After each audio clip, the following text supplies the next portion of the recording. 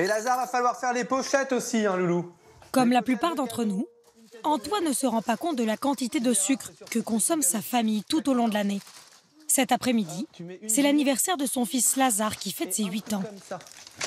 Alors je mets 2 têtes brûlées. 2 têtes brûlées, une de chaque couleur. 1, 2 et ça.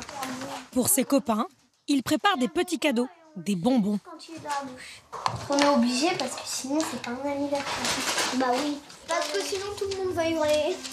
Alors comme pour n'importe quel goûter, Antoine ouvre des paquets de bonbons en grande quantité.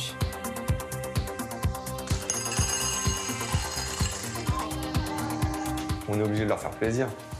Et leur faire plaisir, c'est les bonbons. Ils seront accompagnés de soda, mais aussi de cookies. Et en plus de ça, Noémie, la maman, ne prépare non pas un, mais 2 gâteaux d'anniversaire. Ça va, mon lapin? Oui. Une fois les 7 copains de Lazare arrivés,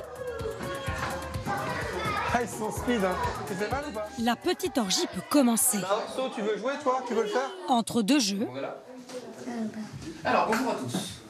Bonjour. Je me présente, moi je m'appelle Clément et je suis inspecteur dans la police scientifique. les enfants ne pensent qu'à une chose. Se jeter sur toutes ces sucreries.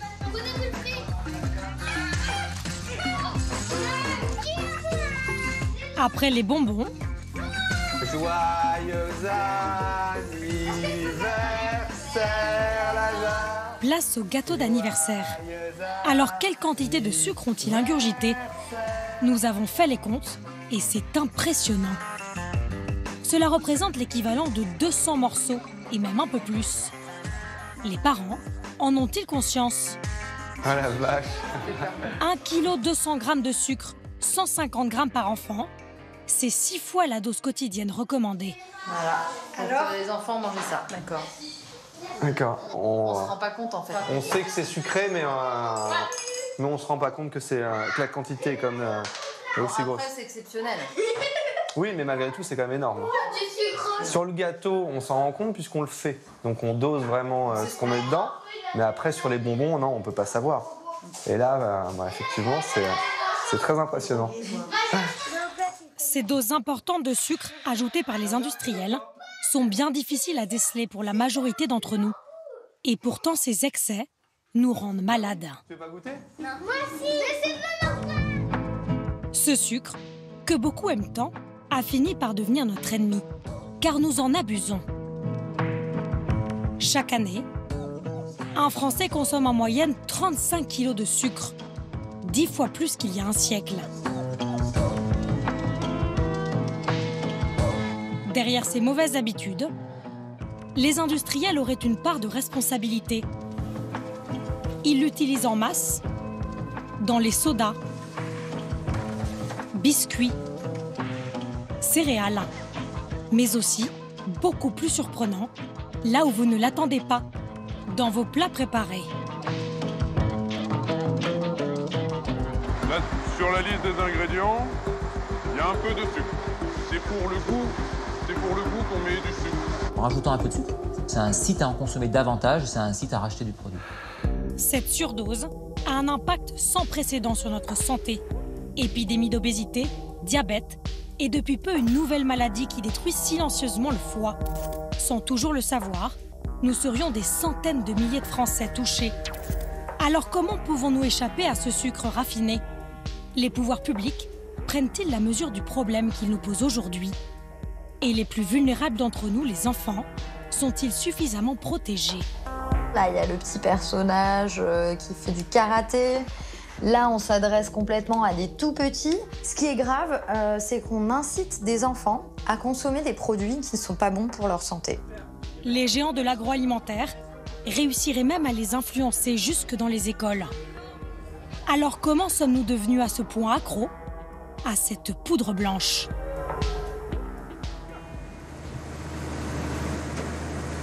Si les industriels l'utilisent autant, c'est d'abord parce qu'il est très bon marché.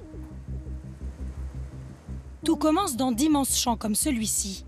Nous sommes en Picardie. 85% du sucre que nous consommons en France vient de la betterave à sucre. Fabien, ouvrier agricole, les récolte chaque année à l'automne. En fait, on arrache 6 routes de betterave à la fois. 6 rangs. Une production suivie de près. Bonjour Monsieur Amourette. Ça fait plaisir de vous revoir. Bruno Labillois est l'un des responsables de la coopérative Cristal Union, numéro 2 du secteur en France. Sa société va acheter la récolte. Il vient s'assurer que l'année sera bonne. On va aller voir de près un peu la qualité du chantier. On va en prendre une belle. Elle pèse en général entre 500 et 700 grammes. Quand on la coupe, la betterave, on voit bien les anneaux de sucre. Je vais goûter le cru betterave 2018. Ouais, vous me direz ce qu'il en est. Elle est bonne. Mieux sucré. Elle fait a priori cette année 19% de sucre, ce qui est une belle année. Comme la canne à sucre, la betterave est l'un des végétaux qui contient le plus de sucre, 18% en moyenne. Elle nécessite peu de main-d'œuvre et en ce moment, il y a une surproduction, ce qui fait d'elle une matière première très bon marché. L'an dernier, le prix était voisin de 25 €. La tonne de betterave. Donc c'est pas cher du tout? C'est pas assez cher pour le producteur, évidemment. À la sortie du champ, la betterave ne coûte donc que 2,5 centimes d'euros le kilo. Et une fois transformée, le sucre restera encore très abordable.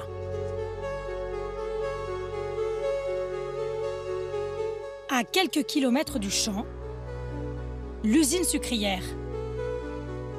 En pleine saison comme maintenant, elle tourne 7 jours sur 7, 24 heures sur 24. Il faudra 7 kilos de betterave pour produire 1 kilo de sucre. Vincent Lagasse est le directeur. Vous tombez bien. Alors comment va le chromène? Il y a des vibrations à nouveau? Chaque jour ici, 16 000 tonnes de betteraves sont transformées en sucre. Elles passent d'abord dans ce gros cylindre pour être lavées. Puis elles sont découpées en ces très fines lamelles, appelées des cossettes. Après cette étape, la racine disparaît complètement. Donc là, on arrive à la 3e étape du process, qui est la diffusion. Donc dans ce grand tube, on va diffuser pendant 1 heure environ les cossettes pour que le sucre puisse venir dans l'eau chaude. Un peu comme si vous plongiez un sachet de thé dans de l'eau à 90 degrés. Le sucre quitte son enveloppe pour rejoindre l'eau chaude. Le jus sucré obtenu est ensuite porté à ébullition pour se transformer en sirop. Et enfin, après évaporation, la matière commence à cristalliser. C'est la première fois qu'on commence à voir apparaître du sucre. Dernière étape, la matière cristallisée passe dans ces grosses essoreuses. Puis le sucre tel que vous le connaissez apparaît. Toutes les qualités nutritionnelles de la betterave ont été éliminées. Vitamines, minéraux, fibres. Il ne reste plus qu'un seul composant. Alors ce sucre-là, il est parfaitement pur et il est constitué uniquement de molécules de saccharose. Chaque jour, 2 à 3 000 tonnes de sucre sortent de cette usine. Il sera vendu à des industriels de l'agroalimentaire. Son prix est fixé par un cours mondial, autour de 30 centimes d'euros le kilo. C'est presque 10 fois moins que le café, par exemple. Cette matière première si bon marché est donc très intéressante pour la suite de la filière. Ceux qui l'utilisent le plus, ce sont évidemment les fabricants de produits sucrés, comme les biscuits ou les céréales. Et bien souvent, dans des quantités qui paraissent disproportionnées par rapport aux recettes maison. Par exemple, ce paquet de gâteaux contient l'équivalent de 13 morceaux de sucre. Alors pourquoi de telles doses ? Aucun grand groupe de l'agroalimentaire n'a accepté de nous ouvrir ses portes. Seule cette biscuiterie près de Lyon a bien voulu nous montrer son processus de fabrication. Consciente du problème de santé publique autour du sucre, cette PME a baissé les quantités utilisées. Il faudrait qu'ils puissent les emballer ce matin pour que je puisse voir pour passer la commande du sucre. Mais malgré tout, elle continue de se servir de cet ingrédient indispensable pour eux. Marie-Vonne Louvain gère la société avec son frère Gérard. L'entreprise familiale fait 1,5 million d'euros de chiffre d'affaires et vend ses produits à la grande distribution. On fait de la meringue aromatisée. Là, on fait beaucoup de pâtes sablées, enfin pâtes sucrées, pardon, pour les lunettes. Mais aussi des moelleux, des macarons et des rochers coco. Pour les fabriquer, le sucre est l'ingrédient le plus important. Avec son directeur de production, Maryvonne s'assure en permanence de ne pas en manquer.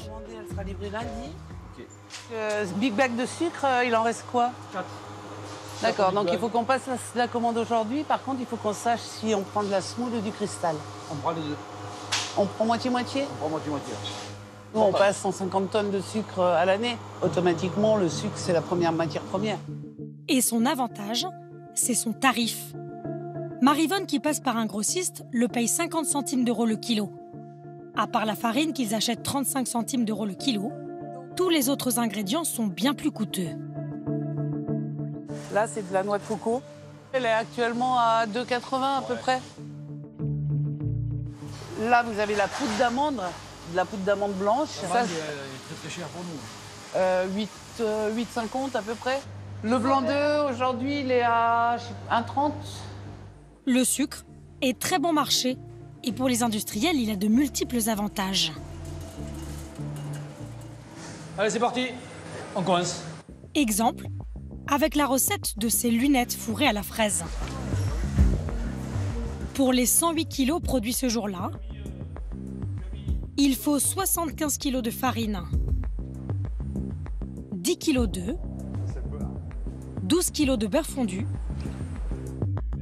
et 10 kilos de sucre dilué dans du lait. Cet ingrédient va évidemment apporter sa saveur sucrée, mais pas seulement. C'est un exhausteur de goût. Un exhausteur de goût, c'est lui qui amplifie tous les goûts qu'on a à la pâte. Si vous faites un biscuit sans sucre, vous aurez zéro goût. Vous aurez un goût de farine. Même si vous avez des œufs, vous aurez un goût de farine et ça s'arrêtera là. En plus de ça, c'est un conservateur naturel. Et c'est lui qui donne une jolie couleur au biscuit une fois cuit. Le sucre est très pratique pour les industriels sans les faire dépenser trop. Alors même si ici ils font attention, 10% de sucre seulement dans cette pâte, les proportions vont considérablement augmenter dans la suite de la recette. Une fois la pâte moulée puis cuite, elle est garnie de confitures de fruits. La gelée est faite maison et cette fois-ci, elle contient 40% de sucre. Résultat en bout de chaîne. Voilà, produit fini. Pour 100 g de biscuits, 37 g de sucre, plus d'un tiers du produit. Mais impossible selon Jean-Marc de baisser plus. Au final, c'est une grosse quantité de sucre, bien sûr, sur le produit. Je ne peux pas... Nous, on ne sait pas faire moins. On ne sait pas faire moins. Pourquoi? Parce que ma confiture, elle ne tiendrait pas. J'aurais une confiture coulante. Le biscuit, j'aurais pas un biscuit avec de la couleur, j'aurais pas de biscuit avec du craquant. Et en plus, il faut qu'il y ait un conservateur. Le conservateur, c'est le sucre. C'est donc pour toutes ces raisons que les fabricants de biscuits, bonbons et céréales utilisent cette poudre blanche plus que nous le faisons dans nos recettes à la maison.